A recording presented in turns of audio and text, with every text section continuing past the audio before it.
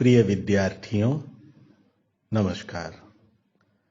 मैं आपका अध्यापक आनंद कुमार शुक्ल हूँ। इस कक्षा में हम आदिकाल के नामकरण से संबंधित चर्चा करेंगे।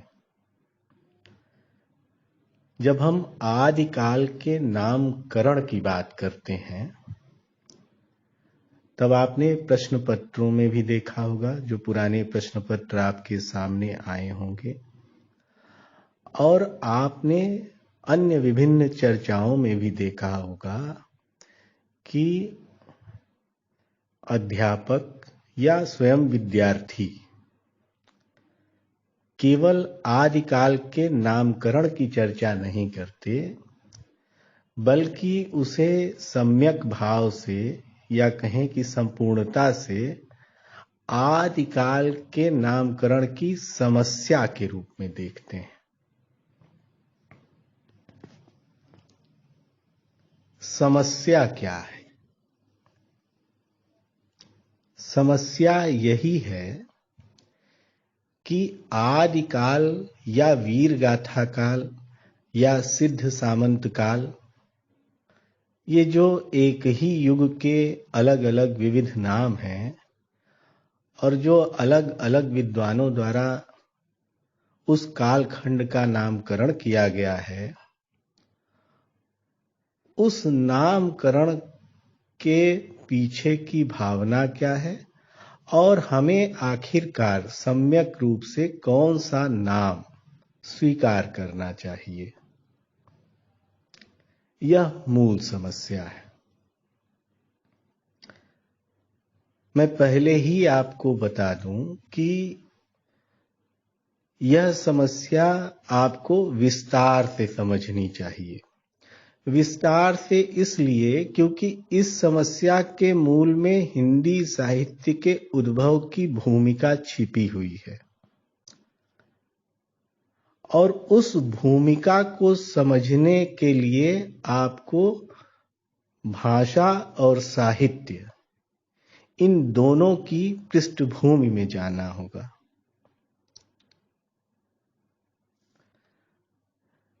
आप आदिकाल के नामकरण की समस्या को अगर सही ढंग से समझ लेते हैं तो आप हिंदी साहित्य की पूर्व पीठिका और उसके उद्भव को भी ठीक ढंग से समझने में सक्षम हो जाते हैं।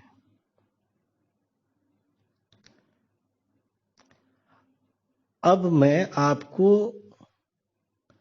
एक सूत्र देता हूं, और सूत्र यह है कि यदि आप विभिन्न विचारकों द्वारा किए गए नामकरण को, जो उन्होंने नाम दिया है, उसे ध्यान से पढ़ें या उस पर अपना ध्यान केंद्रित करें, तो आप पाएंगे कि उनके द्वारा किए गए नामकरण अकारण नहीं हैं, बल्कि वे नामकरण उनकी साहित्य संबंधी चिंताओं के साथ साथ उनके भाषा संबंधी विचारों को भी इंगित करते हैं।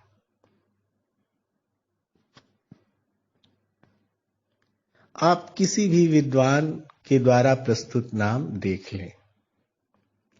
वैसे तो कई विद्वानों ने नामकरण की प्रतियोगिता में हिस्सा लिया है। सब ने अपने अपने तरीके से अलग अलग नाम सुझाए हैं। कुछ ने नया करने के दृष्टिकोण से कि हम नया कर देते हैं, कुछ शायद तीर तुक्का कुछ लग जाए, और कुछ ने तो वास्तव में समुचित तरीके से विचार और विश्लेषण करके नाम प्रस्तुत किया है।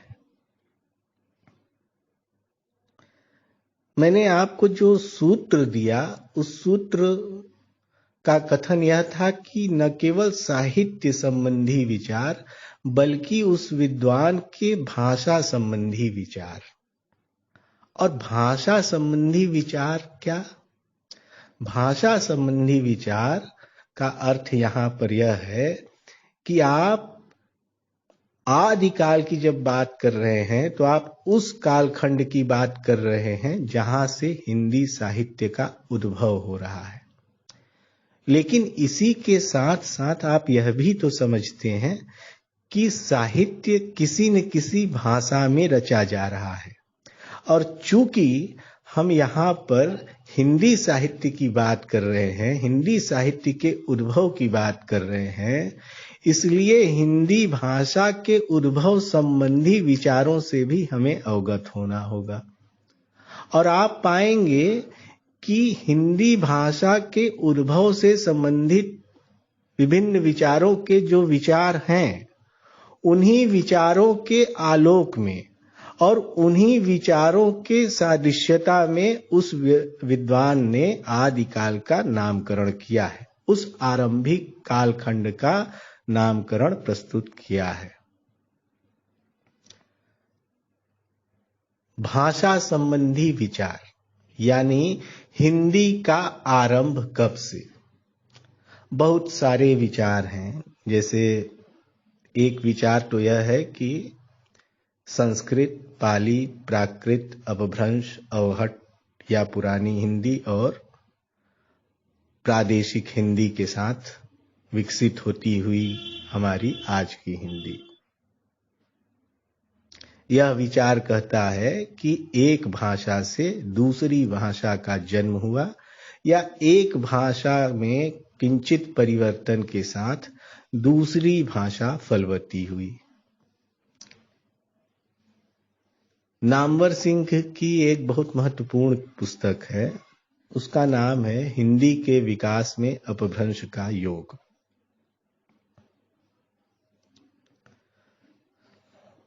उस पुस्तक में नामवर सिंह ने विभिन्न उदाहरणों के माध्यम से और कई सिद्धांतों का सहारा लेते हुए यह दिखाया है, यह दर्शाया है कि अपभ्रंश से हिंदी कब, कैसे और किस रूप में अलग हुई। अब इसमें एक बहुत रोचक तथ्य भी छिपा हुआ है। जब नामवर सिंह यह किताब लिख रहे थे तब वे वास्तव में बीएचयू में परास्नातक के विद्यार्थी थे, एमए के विद्यार्थी थे। बाद में चल करके उनके विचार, उनके भाषा संबंधी विचार बदल गए। उन्होंने जो पहले विचार व्यक्त किए थे उससे असहमति जाहिर कर दी, यानी जो पूर्व में पुस्तक लिखी थी उस पुस्तक में अभिव्यक्त विचारों से वे बाद में स्वयं ही असहमत हुए। तो इस तरीके से केवल यह धारणा कि हिंदी का उद्भव संस्कृत, पाली, प्राकृत, अपभ्रंश के रास्ते से देखा जाना चाहिए, एक तरीके से खंडित हो गई। हालांकि अभी भी बहुत सारे विचारक इसी तरीके से इस समस्या को देखते हैं। अगर आप भाषा शास्त्रीय अध्ययन करें तो आप पाएंगे कि इसी संबंध में एक दूसरा और प्रबल मत भी है, और वह मत कहता है कि कोई भाषा किसी अन्य भाषा से प्रकट नहीं हो सकती। ऐसा नहीं संभव है कि एक भाषा दूसरी भाषा को जन्म दे दे।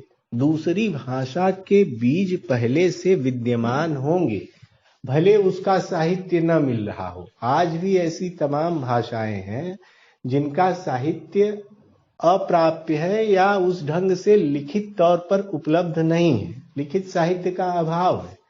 लेकिन उसके बावजूद आप यह अस्वीकार नहीं कर पाएंगे कि वह भाषा ही उपलब्ध नहीं है या उस भाषा का ही अस्तित्व नहीं है। भाषा का तो अस्तित्व है, बहुत सारी ऐसी भाषाएं हैं और बहुत दुख के साथ कहना पड़ रहा है कि कई ऐसी भाषाएं तो लुप्त होने के कगार पर है, दुर्लभ भाषाओं की श्रेणी में सम्मिलित हो गई हैं। लेकिन उसके बावजूद हम उन भाषाओं के अस्तित्व को अस्वीकार नहीं कर सकते। तो यह दूसरा स्वरूप है जो कहता है कि हिंदी कहाँ से उसका मूल स्वरूप शुरू होने लगता है, कहाँ से मूल स्वरूप दिखलाई पड़ने लगता है। अब इसी भाषा संबंधी विचार में नामकरण की पृष्ठभूमि भी छिपी हुई है। मैं आपको क्रम से बताऊंगा कि कब किस विद्वान ने कौन सा नामकरण प्रस्तावित किया, और उसके बाद हम इस चर्चा को आगे बढ़ाएंगे कि उसके भाषा संबंधी विचार क्या थे, या भाषा संबंधी विचारों में हम बहुत विस्तृत तरीके से जाएंगे तो क्लास बहुत लंबी हो जाएगी, और यह आदिकाल के नामकरण की समस्या पर जो चर्चा करने के लिए हम प्रस्तुत हुए हैं उसमें बहुत समय लग जाएगा, और वैसे भी समय लगना ही है। तो एक तो वैसे ही विस्तृत क्लास, और उस विस्तृत क्लास को और विस्तार दे देना अभी संभव नहीं है। तो भाषा के संबंध में सुदीर्घ चर्चा हम किसी अन्य क्लास में अलग से करेंगे। यहाँ हम भाषा की सामान्य चर्चा करेंगे, और ऐसी चर्चा, वही उपयोगी चर्चा करेंगे जो यहाँ अभी आपके निश्चित तौर पर काम में आए, इस समस्या को सुलझाने में या इस समस्या की वास्तविक स्थिति को देखने में। भाषा कोई ऐसा तत्व नहीं है जिसे आपने चुटकी बजाया और शुरू हो गई, या कोई कमरे में फैन है, आपने स्विच ऑन किया और फैन चालू हो गया। भाषा ऐसे नहीं उपजती है। भाषाएं धीरे धीरे क्रमशः विकसित होती हैं, एक लंबा अंतराल लेती हैं, और आज भले आप देख रहे हो कि परिवर्तन की दर बहुत बढ़ गई है, परिवर्तनशीलता बहुत तीव्र हो गई है, लेकिन अगर आप 1000 वर्ष पीछे चले जाएं या 1500 साल पीछे चले जाएं तो आप पाएंगे कि परिवर्तन की दर उतना तीव्र नहीं थी। परिवर्तन हो रहे थे निश्चित तौर पर, लेकिन वे धीरे धीरे और विभिन्न चरणों में हो रहे थे।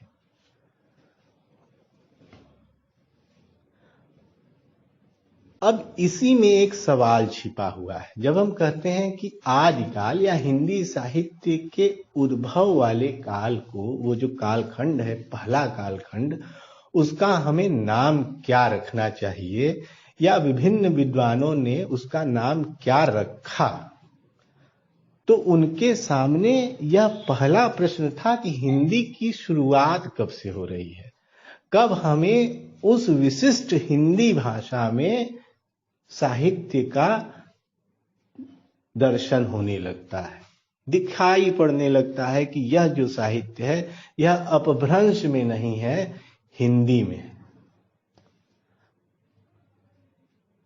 अगर आप चंद्रधर शर्मा गुलेरी जी के भाषा संबंधी विचारों को पढ़ें, उन्होंने बाकायदा आवहट को पुरानी हिंदी नाम दिया, और उनकी यह मान्यता बिल्कुल सुस्पष्ट तरीके से लगभग सभी ने स्वीकार कर ली है कि अपभ्रंश से हिंदी का अलगाव किन तर्कों या तथ्यों पर आधारित है। 2 उन्होंने तथ्य दिए, और बहुत आसान से, बहुत एकेडमिक काम है गुलेरी जी का। हम लोग गुलेरी जी को पढ़ते नहीं हैं, खास तौर से भाषा संबंधी। गुलेरी जी ने कहा द्वित्व व्यंजनों का लोप हो गया। जैसे बहुत सारे अपभ्रंश के रूप आप देखेंगे, यहां तक कि जो डिंगल है भाषा का रूप, उसमें भी द्वित्व व्यंजन है, लेकिन उन डिंगल में जो द्वित्व व्यंजन है वे अपभ्रंश में प्रयुक्त द्वित्व व्यंजनों से अलग है। उसकी चर्चा हम तब करेंगे जब हम भाषा संबंधी चर्चा विशेष तौर पर करेंगे, अभी नहीं। डिंगल का नाम मैंने इसलिए लिया क्योंकि डिंगल जो भाषा रूप है हिंदी का, उसका बड़ा प्रयोग आपको वीर गाथात्मक कृतियों में देखने को मिलता है। हमेशा जितनी भी वीर गाथात्मक कृतियां हैं उसमें भाषा में वजन देने के लिए, वीरता देने के लिए, ओज उत्पन्न करने के लिए डिंगल शैली का उपयोग किया गया।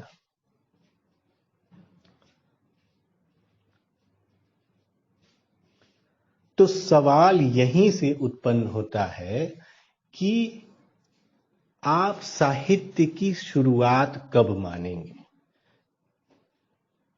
अच्छा, माफी चाहूंगा, गुलेरी जी ने जो दो तथ्य बताए वो ये थे कि पहला तो द्वित्व व्यंजनों का लोप, और दूसरा था परसर्गों का स्पष्ट अलगाव। परसर्ग मूल संज्ञा में या मूल जो सर्वनाम है उसमें न जुड़ जाए, बल्कि वे स्पष्ट तौर पर अपनी अलग से उपस्थिति दर्ज कराएं। वहां से हिंदी का मूल स्वरूप सुस्पष्ट होता है, अपभ्रंश से पृथक होता है। ये लगभग सर्वमान्य है। और इसी तथ्य के आलोक में यह प्रश्न उठता है कि हिंदी को या हिंदी साहित्य को कहां से हम आरंभ होता हुआ देख रहे हैं, कहां से शुरू होता हुआ देख रहे हैं। आप देखेंगे कि एक मत कहता है कि 1000 ईस्वी के आसपास से, और दूसरा मत कहता है कि 7वीं शताब्दी से। ये दो मत हैं, दो मुख्य मत। और दोनों मुख्य मतों में खास तौर से भाषा का ही संदर्भ है। चिंता भले साहित्य की जा रही है, लेकिन जो तत्व दर्शन है वह वहां पर भाषा संबंधी तत्व दर्शन है। क्योंकि साहित्य, आप अपभ्रंश के साहित्य को हिंदी साहित्य में परिगणित नहीं कर सकते। आप संस्कृत साहित्य की कृतियों को हिंदी साहित्य में परिगणित नहीं कर सकते। या इसी तरीके से जो भी पाली या प्राकृत में ग्रंथ लिखे गए उनको आप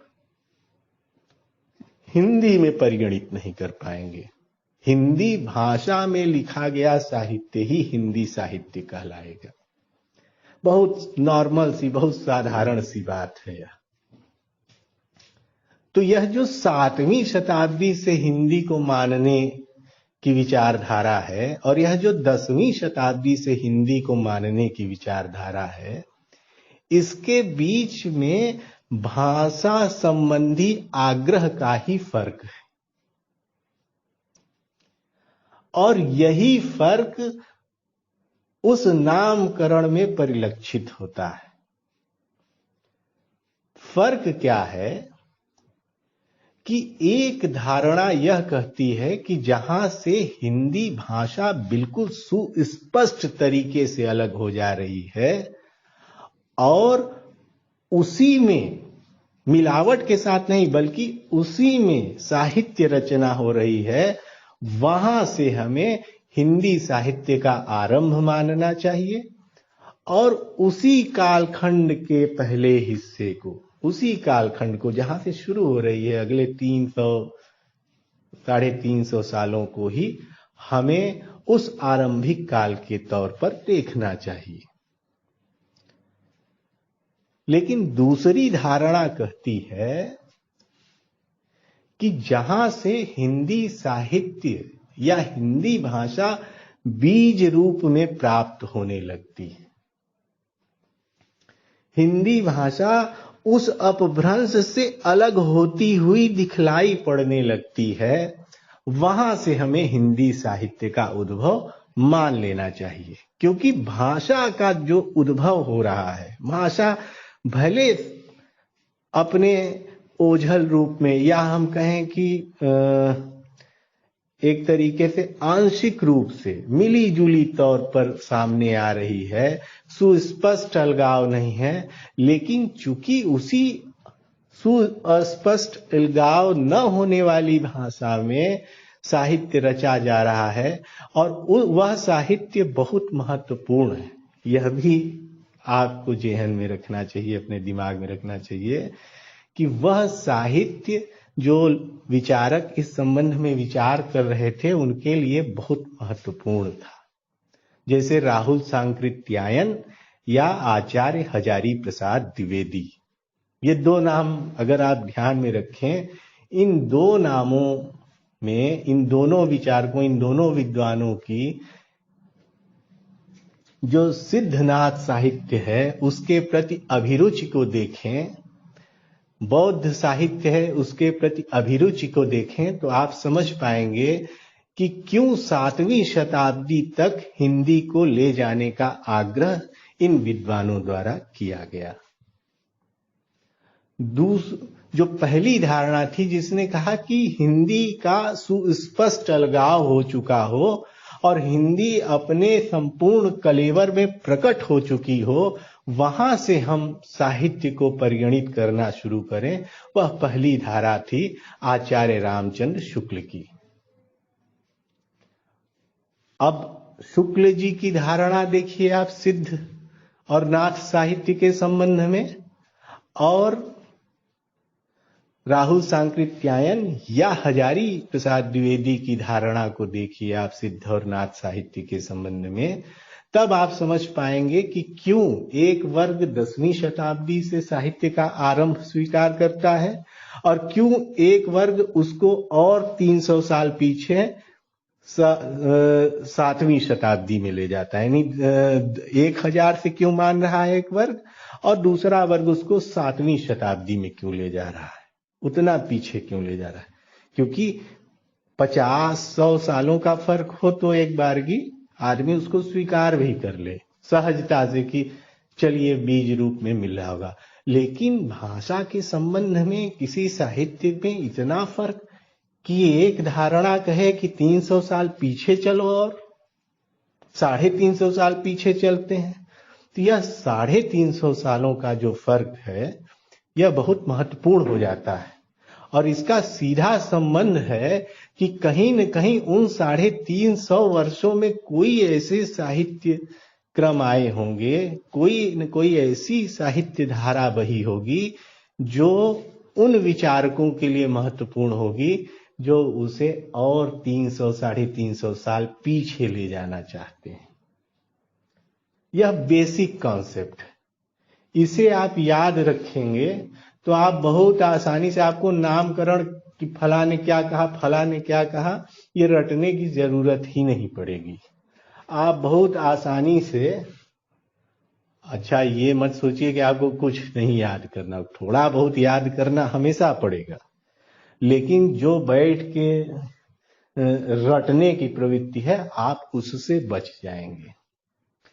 आपके मन में कॉन्सेप्ट क्लियर होगा, अवधारणा क्लियर होगी, बिल्कुल सुस्पष्ट होगी और आप बिल्कुल आसानी से समझ पाएंगे कि किसने क्या कहा या किसके द्वारा क्या नामकरण हो सकता है, क्या नामकरण किया होगा।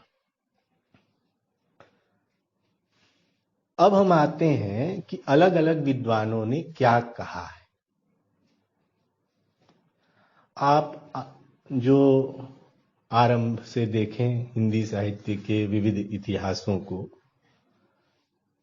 तो पहला इतिहास तो गैर हिंदी भाषा में लिख दिया गया, फ्रेंच में लिख दिया गया, इस्तवार de la littérature Hindui Hindustani Garcin de Tassy का, और उसके बाद शिव सिंह सेंगर का शिव सिंह सरोज। लेकिन ये जो आरंभिक इतिहास ग्रंथ हैं, कई विद्वान तो इन्हें इतिहास ग्रंथ भी नहीं मानते हैं, एक तरीके से कहते हैं कि कवि वृत्त है, उसमें कवियों का परिचय संकलित है और उनकी बात गलत नहीं, क्योंकि उसमें प्रवृत्तिगत तौर पर और जो इतिहास में दृष्टि के साथ विश्लेषण की क्षमता होनी चाहिए या गुण होना चाहिए, उसका अभाव दिखता है। तो इस तरीके के नामकरण की समस्या भी उनके सामने नहीं आई। पहली बार जो ग्रंथ लिखा गया अंग्रेजी में, उसमें इस संबंध में चर्चा की गई या एक विचार प्रस्तुत किया गया, और वह चर्चा की गई थी the modern vernacular literature of northern Hindustan. यह पुस्तक जॉर्ज ग्रियर्सन ने लिखी थी। वास्तव में तो यह भाषा सर्वेक्षण का एक हिस्सा था, जो भाषा सर्वेक्षण का बहुत बड़ा बृहद प्रोग्राम ब्रिटिश गवर्नमेंट ने चालू किया था भारतीय भाषाओं के सर्वेक्षण का, उसका यह हिस्सा था और उसी से इस ग्रंथ का निर्माण हुआ, उसी की बहुत सारी सामग्रियों से। लेकिन ग्रियर्सन ने उसमें इतिहास दृष्टि भी प्रस्तुत की और अलग अलग कालों के लिए अलग अलग नामकरण किया। ग्रियर्सन वहां से देख रहे हैं जहां से हिंदी भाषा सुस्पष्ट तौर पर अलग हो जाती है। अच्छा, ध्यान दीजिए, हम यहाँ पे अभी जब नाम की चर्चा करें तो हम किसी के द्वारा प्रस्तुत नाम की बहुत आलोचना नहीं करेंगे। नाम की आलोचना हम इस चर्चा के अगले खंड में करेंगे कि किसने क्या विचार प्रस्तुत किया, क्यों विचार प्रस्तुत किया, उसके विचार सही और तार्किक हैं कि नहीं, और हमें उन विचारों को स्वीकार करना चाहिए या नहीं। यह चर्चा हम अगले खंड में करेंगे। यह जो मैंने पहले ही बताया कि यह कक्षा दीर्घ होगी और कई चरणों में होगी। हो सकता है 2 चरण में खत्म हो सकता है 3, हो सकता है 4 चरण तक चला जाए। तो अभी हम केवल नामकरण की चर्चा कर रहे हैं, न विचार उसमें बहुत गंभीरता से प्रस्तुत कर रहे हैं और उसकी आलोचना उस ढंग से तो कर ही नहीं रहे कि चारण काल क्यों गलत हो गया। तो ग्रियर्सन ने 1000 ईस्वी के आसपास से देखा कि यहां से हम, चूंकि हिंदी बिल्कुल सुस्पष्ट तौर पर अलग हो जा रही है, इसलिए यहां से हम साहित्य को देखते हैं। और उनके दिमाग में यह धारणा थी कि दरबारी काव्य के तौर पर जो राजाओं के दरबार में कवि थे उनके द्वारा साहित्य की रचना की गई और उस समय उन दरबारी कवियों को चारण कहा जाता था। एक और नाम है बंदीजन। आपने एक कविता सुनी होगी, यदि होता किन्नर नरेश मैं राजमहल में रहता, सोने का सिंहासन होता सिर पर मुकुट चमकता, बंदी जन गुण गाते रहते दरवाजे पर मेरे। तो बंदी जन या चारण। तो ग्रियर्सन ने कहा कि यह उन्हीं चारणों द्वारा रचित साहित्य है और चूंकि यह उन्हीं चारणों द्वारा रचित साहित्य, इसलिए समूचे कालखंड को हम चारण काल कहते हैं। चारण काल नाम प्रस्तावित कर दिया ग्रियर्सन ने।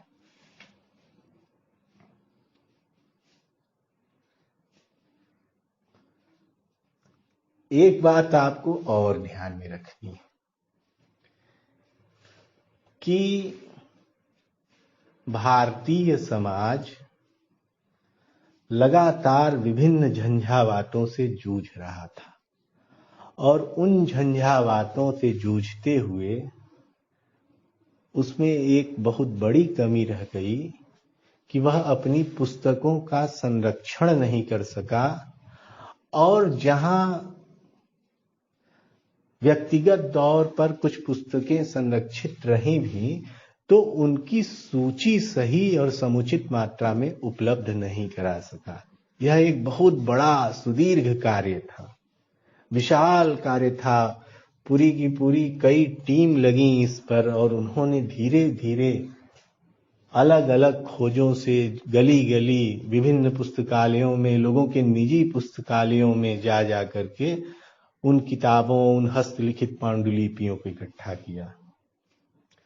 तो अगर हम ग्रियर्सन को कहें या मिश्रबंध को कहें या शुक्ल जी को कहें तो उनके समय तक बहुत सारी किताबें प्रकाश में आई ही नहीं थी, इसलिए उनके द्वारा जो दिया गया नाम था वह कई मायनों में अधूरे तथ्यों पर आधारित था।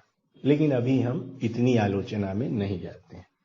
ग्रियर्सन ने 1000 ईस्वी के आसपास से उद्भव देखा और वहां से उन्होंने उन्हीं दरबारी जो दरबार में बैठ करके राजाओं की या हम कहें आश्रयदाताओं की प्रशंसा में कविता की या साहित्य की रचना कर रहे थे, उनको लक्ष्य बनाते हुए बाकायदा चारण काल कहा, क्योंकि चारणों की एक परंपरा सी थी राजस्थान में।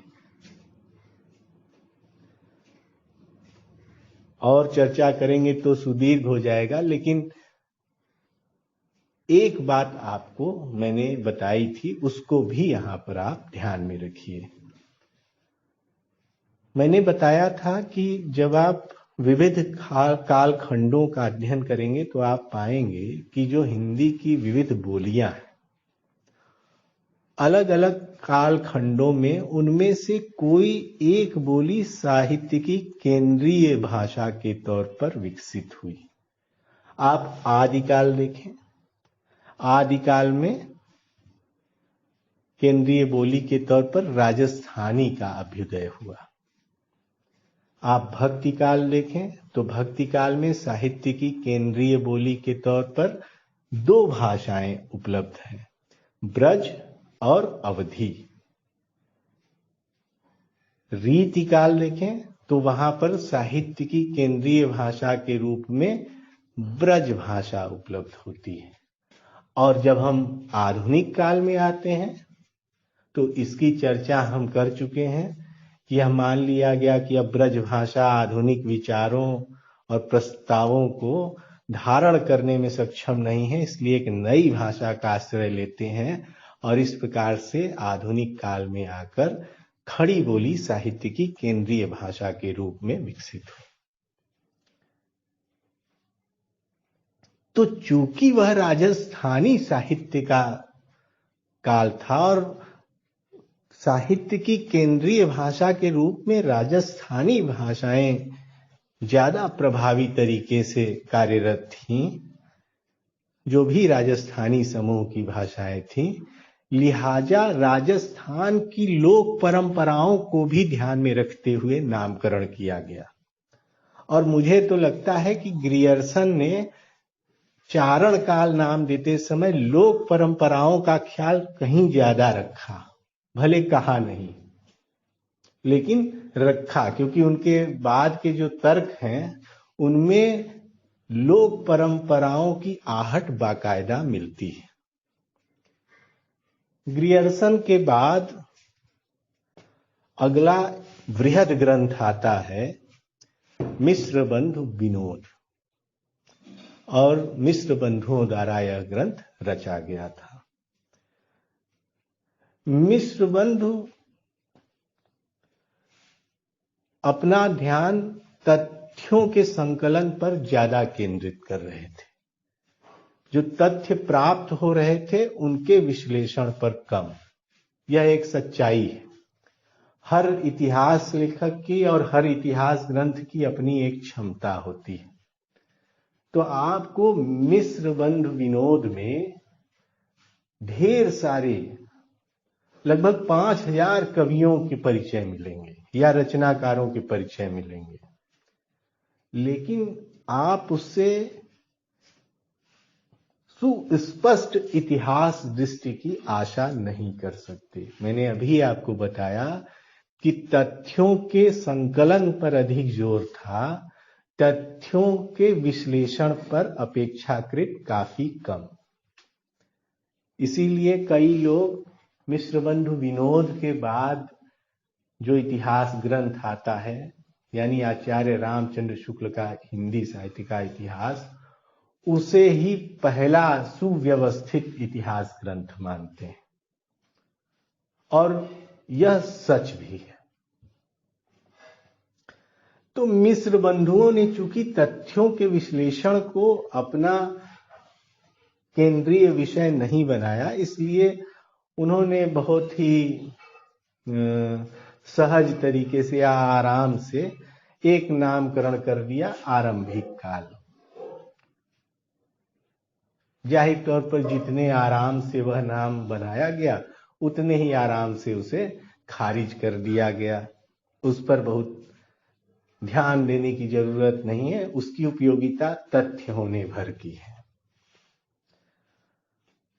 उसके बाद यानी मिश्र बंधु विनोद के बाद अत्यंत महत्वपूर्ण ग्रंथ आता है और जिसका नाम अभी मैंने लिया, हिंदी साहित्य का इतिहास। पहल यह इतिहास ग्रंथ नागरी प्रचारणी सभा के द्वारा एक प्रस्तुत, आप एक तरीके से कहें तो डिक्शनरी की भूमिका के रूप में आया। हिंदी शब्द सागर की भूमिका के रूप में पहली बार 1929 में प्रकाशित हुआ और बाद में चल करके इस इतिहास ग्रंथ को एक स्वतंत्र पुस्तक का रूप दे दिया गया।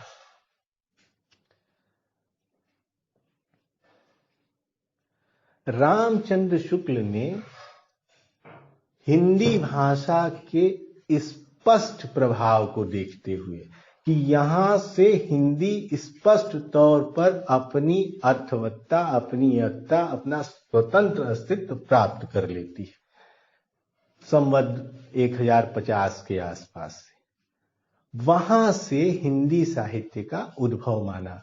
अब संवत को आप अगर लाएंगे ईस्वी सन में तो आप उसमें से 57 वर्ष घटा देंगे। 57 वर्ष 1050 में घटाएंगे तो 993 आएगा, लेकिन आप उसको सन 1000 के आसपास मानिए। इतना कठोरता से 993 992 भाषा के संबंध में संभव नहीं है। तो रामचंद्र शुक्ल ने जो स्पष्ट अलगाव था वह किया 1050 संवत के आसपास, और उस आधार पर उनके सम्मुख जो भी कृतियां मौजूद थीं, उन कृतियों में उन्होंने सबसे ज्यादा कृतियां वीर गाथात्मक देखी और इस प्रकार से उन्होंने इस प्रथम कालखंड का नाम वीर गाथा काल रखा। यह बहुत महत्वपूर्ण है और इसे आपको अपने ध्यान में, अपने जेहन में हमेशा रखना होगा। लेकिन एक बात और है, और वह यह है कि दूसरा नाम जो बहुत प्रसिद्ध नाम है आदिकाल, और जिसे हजारी प्रसाद द्विवेदी द्वारा प्रस्तुत नाम कहा जाता है और यही स्वीकार भी किया जाता है, वास्तव में पहल स्वयं रामचंद्र शुक्ल द्वारा ही प्रस्तुत कर दिया गया। उन्होंने दोनों नाम सुझाए, आदिकाल भी और वीर गाथा काल भी, लेकिन शुक्ल जी का इतिहास ग्रंथ ठोस इतिहास दृष्टि पर आधारित है। पूरे के पूरे ग्रंथ में आपको दृष्टिगत तारतम्य मिलेगा, आपको दृष्टि का बिखराव नहीं मिलेगा। ऐसा नहीं होगा कि डुअल नेचर दिखाई पड़ रहा है कि अच्छा यहाँ इस तरीके से सोच रहे थे और यहाँ अपनी ही बात को काट करके इस तरीके से सोच रहे थे, ऐसा बिल्कुल नहीं होगा। तो वीर गाथा काल उस अगले चरण को जस्टिफाई कर रहा था, और क्यों कर रहा था इसकी चर्चा हम तब करेंगे जब हम शुक्ल जी के विचारों को अगले इस खंड में पढ़ेंगे। अभी इस खंड में हम केवल नामकरण पढ़ रहे हैं। अगले खंड में किसने क्या कहा के साथ हम किसने क्यों कहा पढ़ेंगे, और वह क्यों कहा जानना बेहद जरूरी है, क्योंकि उससे उस इतिहास लेखक की, उस विचारक की इतिहास दृष्टि और भाषा संबंधी दृष्टि का भी हमें ज्ञान प्राप्त होगा, जो कि अपनी अवधारणा को, अपने कॉन्सेप्ट को विकसित करने के लिए बेहद जरूरी है। तो याद रखिए कि शुक्ल जी ने जब वीर गाथा का नाम दिया तो उसके पीछे का तर्क यह था कि हम आदिकाल कहेंगे तो यह सामान्य रूप वाला नाम हो जाएगा, जबकि यदि हम इतिहास ग्रंथ में किसी कालखंड की चर्चा कर रहे हैं तो उस कालखंड की केंद्रीय प्रवृत्ति को देखना बेहद जरूरी है। और उस प्रवृत्ति के हिसाब से जो भी ग्रंथ थे उनके अनुसार शुक्ल जी ने वीर गाथा काल नाम प्रस्तुत किया।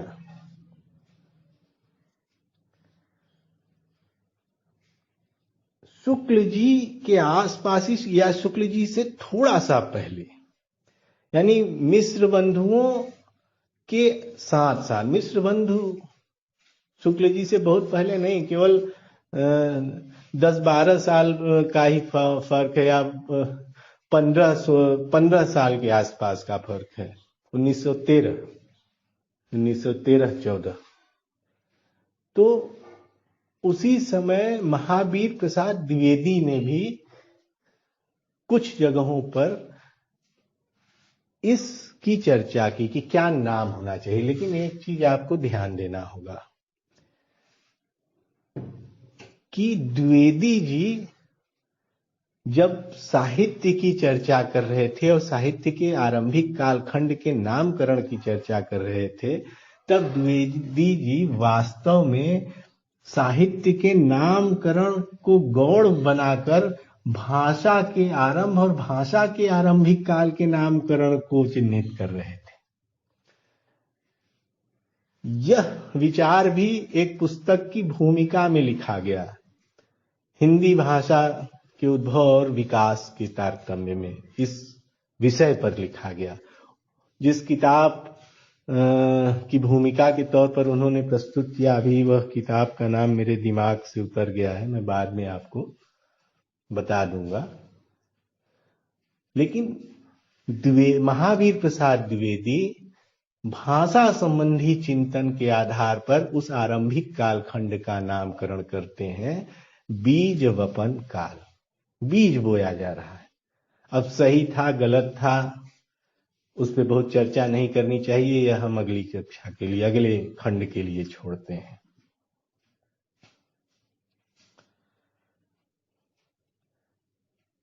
फिर दो विचारक आते हैं शुक्ल जी के बाद, राहुल सांकृत्यायन और हजारी प्रसाद द्विवेदी। अभी मैंने कहा कि क्या आप अपने साहित्य में समेटना चाहते हैं और उन 300 सालों 350 सालों में कौन सी ऐसी साहित्यिक धारा थी जिसके प्रति आस्था ज्यादा बलवती थी। आप पाएंगे अगर राहुल सांकृत्यायन की विचारधारा को पढ़ें और आचार्य हजारी प्रसाद द्विवेदी की विचारधारा को पढ़ें तो दोनों सिद्धनाथ साहित्य के प्रति अत्यंत आग्रहशील थे। और अगर शुक्ल जी की धारणा को मान लिया जाता या इस धारणा को मान लिया जाता कि हिंदी साहित्य की शुरुआत वहां से करेंगे जहां से हिंदी भाषा का सुस्पष्ट आरंभ हो रहा है, तो वह सिद्ध साहित्य पूरी तरीके से, या पूरी तरीके से न भी कहें तो लगभग पूरी तरीके से हिंदी साहित्य से कट हो जाता, अलग हो जाता, अपभ्रंश के हिस्से में चला जाता। उस सिद्ध साहित्य को विशेष तौर पर हिंदी साहित्य में लाने के लिए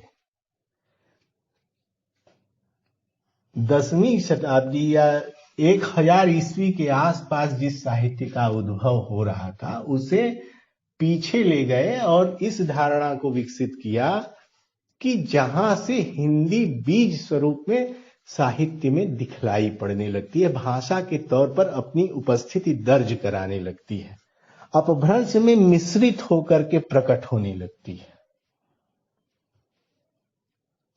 और इस तर्क के आधार पर भाषा संबंधी विश्लेषण का अनुप्रयोग करते हुए, ध्यान दीजिए भाषा संबंधी विश्लेषण दोनों ही प्रकार के विद्वानों में उपलब्ध है, जो 1000 ईस्वी के आसपास से मान रहे हैं उनके अंदर भी, और 7वीं शताब्दी के आसपास से या वहां से जो शुरुआत मान रहे हैं उस वर्ग वाले विद्वानों के भीतर भी। लेकिन आग्रहशीलता बदल जा रही है। आग्रहशीलता 7वीं शताब्दी वाले विद्वानों की यह है कि जहां से हिंदी बीज स्वरूप में प्रकट होने लगती है वहां से हम हिंदी साहित्य का उद्भव मानेंगे, क्योंकि हिंदी भाषा अगर घुली मिली है अपभ्रंश भाषा में, तो हिंदी साहित्य भी घुला मिला है अपभ्रंश साहित्य में। और इतना कीमती साहित्य, सही मायनों में कुछ हिस्से तो ऐसे हैं जो बेहद कीमती हैं सिद्ध साहित्य के, और उन्हें हिंदी में शामिल करने का लोभ कोई छोड़ नहीं सकता, कितना भी सत्यनिष्ठ व्यक्ति हो।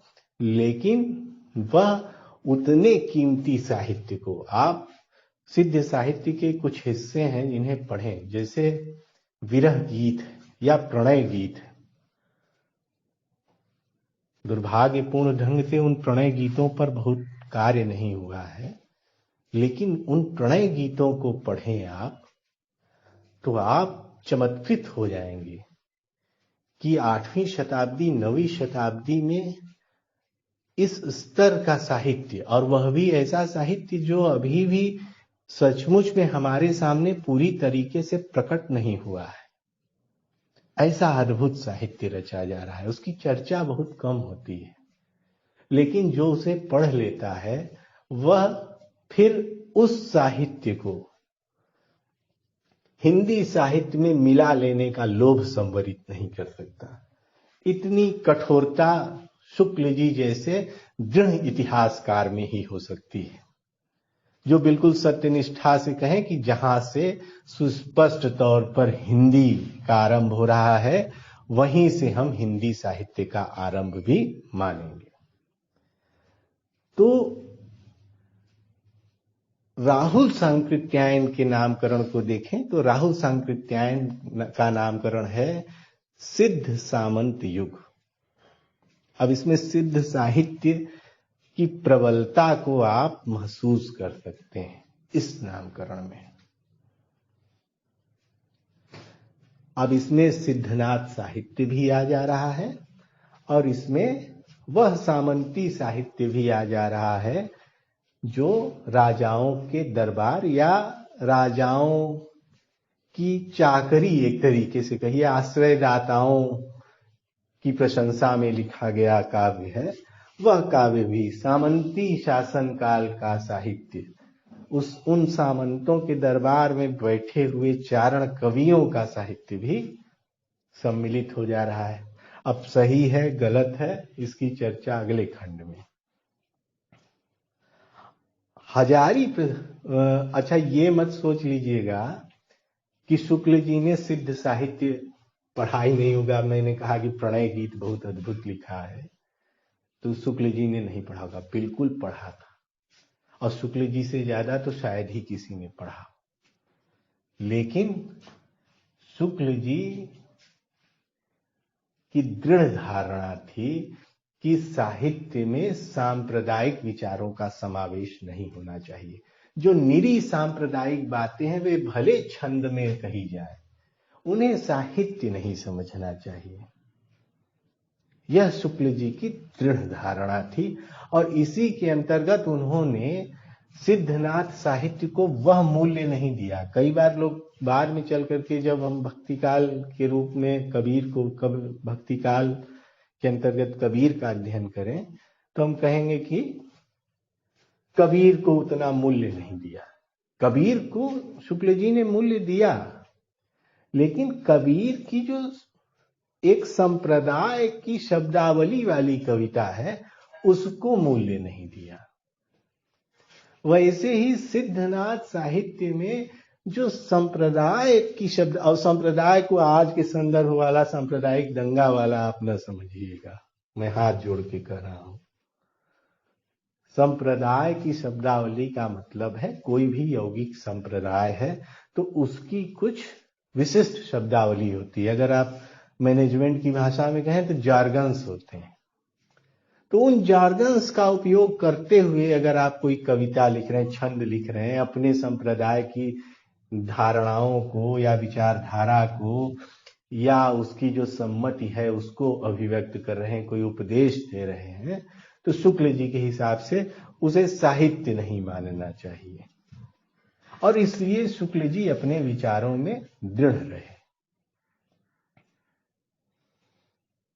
क्योंकि अगर बदलना होता विचार कि आप कहें कि मैंने अभी कहा ना कि बहुत सारी किताबें नहीं आई थी, सम्मुख ही बदल सकते थे। आप शुक्ल जी का एक निबंध पढ़ें, कविता क्या है, शायद 1909 में पहली बार प्रकाशित हुई थी, और शुक्ल जी जीवन भर उस निबंध में परिवर्तन करते रहे। तो ऐसा नहीं था कि शुक्ल जी बिल्कुल एक तरीके से सोचने के हामी थे या समर्थक थे। नए विचारों के आलोक में शुक्ल जी अपने विचारों को परिवर्तित भी करते थे, लेकिन शुक्ल जी ने यह जो तर्क रखा, यह जो धारणा व्यक्त की कि सांप्रदायिक शब्दावली को छंद में रचना या लिखना काव्य की श्रेणी में नहीं आता है, इस पर वे आजीवन दृढ़ रहे। इसके कुछ हल्के फुल्के अपवाद हैं, उनकी चर्चा कभी बाद में।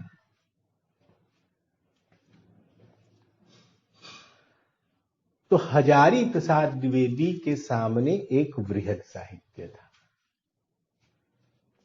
1940 के बाद। उनके सामने सिद्धनाथ साहित्य भी था, उनके सामने वे वीर गाथात्मक रासोकृतियां भी थी, उनके सामने जैन काव्य भी थे, उनके सम्मुख तमाम व्याकरण ग्रंथ भी थे, और उनके सम्मुख ढेर सारी लौकिक रचनाएं भी थी जो इन सारी कोटियों में नहीं आ रही थी। तो कोई एक खास प्रवृत्ति प्रकट ही नहीं हो रही थी, और चूंकि कोई एक खास प्रवृत्ति नहीं प्रकट हो रही थी और नाम को एक गरिमा भी देनी थी, इसलिए हजारी प्रसाद द्विवेदी ने जो नाम प्रस्तुत किया वह था आदिकाल। आज जब हम पढ़ाई करते हैं या परीक्षा कक्ष में जाकर के उत्तर लिखते हैं, तो हम आदिकाल के समर्थन में ही अपना उत्तर प्रस्तुत करते हैं। क्यों करते हैं, क्या तर्क हैं इसके पीछे, इसकी चर्चा हम अगली कक्षा में करेंगे।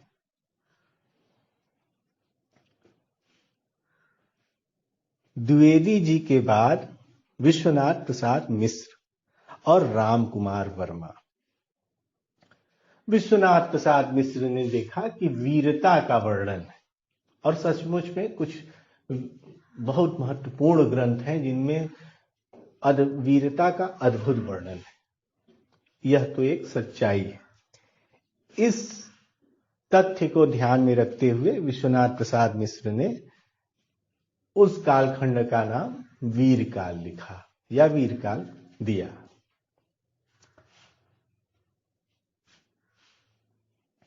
और सबसे आखिर में देखिए, विचार बहुत सारे आलोचकों ने, इतिहासकारों ने प्रस्तुत किया है, हम उन्हीं की चर्चा कर रहे हैं जो बहुत मुख्य, जिनका वास्तव में साहित्य विमर्श पर अत्यधिक प्रभाव रहा है। अन्यथा तो आप जितनी साहित्य इतिहास की पुस्तकें पढ़ें, सब में कोई न कोई अलग टाइप का नाम तो जरूर प्रस्तावित किया गया है, कहीं न कहीं से तो तुक्का लग ही जाएगा। लेकिन हम उन्हीं नामों की चर्चा कर रहे हैं जो बहुत मुख्य हैं या जिनका प्रभाव रहा है। एक नाम को तथ्य के रूप में निपटा दिया जाता है, और आज इस कक्षा में आखिर में मैं उसी नाम की चर्चा करूंगा, राम कुमार वर्मा। राम कुमार वर्मा ने बहुत वैज्ञानिक तरीके से, मैं बड़ा आश्चर्य में हूं कि क्यों राम कुमार वर्मा को उतना महत्व नहीं दिया जाता। राम कुमार वर्मा के इतिहास ग्रंथ का नाम है हिंदी साहित्य का आलोचनात्मक इतिहास। राम कुमार वर्मा ने बहुत वैज्ञानिक तरीके से आदिकाल को दो हिस्सों में बांट दिया, और जो पहला हिस्सा था उसका नाम लिखा संधिकाल। पहले हिस्से का नाम प्रस्तावित किया संधिकाल, और दूसरे हिस्से का नाम प्रस्तावित किया चारण काल। यहां भी राम कुमार वर्मा ने जो दृष्टि प्रकट की उसके पीछे उनकी भाषा संबंधी दृष्टि मौजूद है। आप ध्यान दीजिए कि जो भी नामकरण है वे भाषा संबंधी सवालों से लड़े बिना, जूझे बिना सामने आ ही नहीं सकते हैं। आप अगर भाषा के प्रश्न को दरकिनार करते हैं तो आप वास्तव में इस नामकरण की समस्या के पीछे छिपे हुए असली मसले को, असली मुद्दे, इशू को पूरी तरीके से उपेक्षित कर देते हैं, इग्नोर कर देते हैं। इसलिए वहां पर जो भाषा संबंधी दृष्टिकोण है उसे ठीक से समझना और प्रस्तुत करना बेहद जरूरी है। आप देखिए राम कुमार वर्मा ने जो नामकरण किया और जो नामकरण करने के दौरान उन्होंने सुस्पष्ट बंटवारा किया, उस बंटवारे का आधार भी भाषा ही है। संधिकाल, जहां हिंदी बीज रूप में दिखलाई पड़ना शुरू हो जाती है, अपभ्रंश भाषा में हिंदी भाषा की मिलावट होने लगती है। हिंदी बिल्कुल अलग नहीं हुई है। वहां तक की भाषा, वहां तक के साहित्य का नाम, उस कालखंड का नाम उन्होंने संधि काल रखा। वही मैंने कहा कि जो 1000 सन के आसपास से आप 300 साढ़े 300 साल पीछे ले जा रहे हैं, तो उसके पीछे तर्क क्या है? उन तर्कों को दृष्टिगत करते हुए राम कुमार वर्मा ने वो जो 350 साल 300 साल पीछे जाने की परिघटना थी, उस पूरे के पूरे कालखंड का नाम संधिकाल कर दिया। और उस संधिकाल के बाद जो आदिकाल का अगला चरण था उसका नामकरण चारण काल कर दिया या चारण काल प्रस्तुत किया। अब चारण काल क्या था? जो पहला हमने नामकरण किया जॉर्ज ग्रियर्सन ने भी चारण काल कहा, और बाद में यह जो आखिरी चर्चा कर रहे हैं वह भी हम चारण काल के रूप में ही कर रहे हैं। राम कुमार वर्मा ने जो विभाजन किया और जो नामकरण प्रस्तुत किया, 2 नाम प्रस्तुत किए, इन 2 नामों को जितना महत्व मिलना चाहिए था उतना महत्व नहीं मिला। यह मेरी दृष्टि है, यह मेरा अपना विचार है। आप अपने तरीके से विचार कर सकते हैं, लेकिन अगर भाषा संबंधी दृष्टिकोण से देखेंगे तो आप पाएंगे कि राम कुमार वर्मा की दृष्टि बेहद सुव्यवस्थित और वैज्ञानिक है। बहुत सुचिंतित दृष्टि से उन्होंने यह नामकरण किया। हाँ, जो दूसरे कालखंड का नामकरण किया चारण काल, उससे आप असहमत हो सकते हैं और उससे शायद सब असहमत हो जाएंगे, लेकिन उस विभाजन से असहमत होना सही ढंग से, अगर भाषा संबंधी दृष्टिकोण और साहित्य संबंधी दृष्टिकोण के अंतर्गत विविध तर्कों और तथ्यों के आधार पर आप विश्लेषण कर रहे हैं, उस सुस्पष्ट बंटवारे से असहमत होना लगभग असंभव है। तो आज इस कक्षा में इतना ही। अगली कक्षा में हम अलग अलग विद्वानों ने नामकरण करते हुए क्या तर्क दिए, क्या विचार प्रस्तुत किए, उनकी चर्चा करेंगे। उन तर्कों और विचारों में तार्किकता बोध या इतिहास बोध कितना प्रबल है इसकी चर्चा करेंगे, और अपने तर्क की कसौटी पर हमें किन तर्कों, किन विचारों को स्वीकार करना चाहिए और किन्हें स्वीकार नहीं करना चाहिए, इसको भी समझेंगे। सबसे महत्वपूर्ण बात आपको यही ध्यान में रखनी है कि आदिकालीन जो साहित्यिक रचनाएं हैं, जो पांडुलिपियां हैं, चाहे हस्तलिखित हों या बहुत पत्ते पर लिखी हुई तमाम तरीके की पांडुलिपियां हैं, उनका प्रकाश में आना क्रमशः संभव हुआ। ऐसा नहीं है कि जॉर्ज ग्रियर्सन के सामने जितनी रचनाएं थी ठीक उतनी मिश्र बंधुओं के सामने थी, ठीक उतनी रामचंद्र शुक्ल के सामने थी, ठीक उतनी हजारी प्रसाद द्विवेदी के सामने थी और ठीक उतनी ही राम कुमार वर्मा के भी सामने थी। सबके सामने जो रचनाओं की संख्या है वह अलग अलग है, संख्या क्रमशः बढ़ती गई और बहुत कठिन कठोर मेहनत का परिणाम है। मैं दो विद्वानों का नाम, या मैं कहूं कि मैं एक विद्वान का नाम लूंगा और एक संस्था का नाम लूंगा। इन दोनों का बहुत बड़ा योगदान है। मोतीलाल मेनारिया और नागरी प्रचारिणी सभा। मोतीलाल मेनारिया ने व्यक्तिगत तौर पर कुछ सरकारी सहायता से और ज्यादातर तो व्यक्तिगत मेहनत से ढेर सारे आदिकालीन साहित्य का प्राकट्य किया, ढूंढ ढूंढ निकाला। और नागरी प्रचारिणी सभा ने तो बाकायदा उसके लिए अपने अंदर एक अलग विभाग स्थापित किया और उस विभाग ने पुरानी पुस्तकों को ढूंढने का जिम्मा लिया। ढेर सारे लोग उसमें जुड़े और क्रमशः वे पुस्तकें हमारे सम्मुख आईं। तो इन सभी बातों की चर्चा, इन सभी तथ्यों के आलोक में हम अगली कक्षा में इस चर्चा को और आगे बढ़ाएंगे। हो सकता है कोशिश करेंगे कि कल हम थोड़ा और सुदीर्घ तरीके से बात करके एक ही कक्षा में इस विषय को समाप्त कर दें, और यदि संभव नहीं हो पाया, बहुत लंबा हो गया मामला, तो हम उसको फिर और बंटवारा कर देंगे, अगली कक्षा में भी ले जाएंगे। यानी 2 से 3 खंडों में हम आदिकाल के नामकरण की समस्या का अध्ययन करेंगे। इस कक्षा में इतना ही। धन्यवाद।